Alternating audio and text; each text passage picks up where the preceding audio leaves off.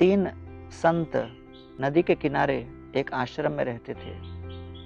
उन्होंने विचार किया कि आश्रम के उस तरफ, नदी के उस पार बहुत अच्छा वन है, वहां बैठकर हम लोग ध्यान लगाएंगे। तीनों उस तरफ गए और ध्यान लगा रहे थे। तब अचानक पहले वाले ने कहा कि कुछ समय ध्यान लगा चुका, अब मैं जाकर कुछ कपड़े धोकर आता हूं। कहते हुए वो उस बहते हुए नदी के ऊपर चलते हुए चले गए और उस ओर जाकर अपना काम समाप्त करके आए। कुछ समय के पश्चात दूसरा उठा और जिस मार्ग पर पहला व्यक्ति गया था उसी मार्ग पर चलते हुए, बहते हुए, नदी के ऊपर चलते हुए नदी पार कर गया। अब वो जब लौट के आया तब तीसरा दोनों को देख के कहता है, अरे तुमको क्या लगता है इस बहते हुए नदी के जल के ऊपर केवल आप ही लोग चल सकते हो क्या? हम भी चल सकते हैं। मैं आपको दिखाऊंगा कि मैं भी कर सकता हूं। तो स्पर्धा की भावना से अभिभूत होकर वो उस मार्ग पर नहीं गए जिसमें ये दो गए थे, तीसरा ही मार्ग पकड़ा और जैसे ही उस मार्ग पर चलने लगे, धड़ाम से पानी के अंदर गिरे। अर्थात पानी केवल उनके कमर तक ही थी।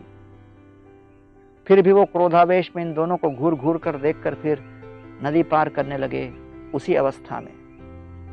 तब उसकी दुर्दशा को देखकर ये दोनों आपस में चर्चा करने लगे, क्या हम उनको बताएं क्या हमने किस मार्ग पर अंदर पत्थर रखे हैं जिसके ऊपर चलकर हमने नदी पार किया।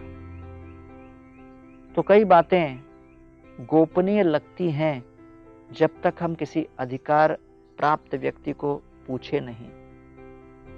अब तीसरे संत को चाहिए था कि वो पूछ लेता कि भाई आपने ये कार्य कैसे किया, तो बहुत सुलभता से उनको उत्तर मिल जाता।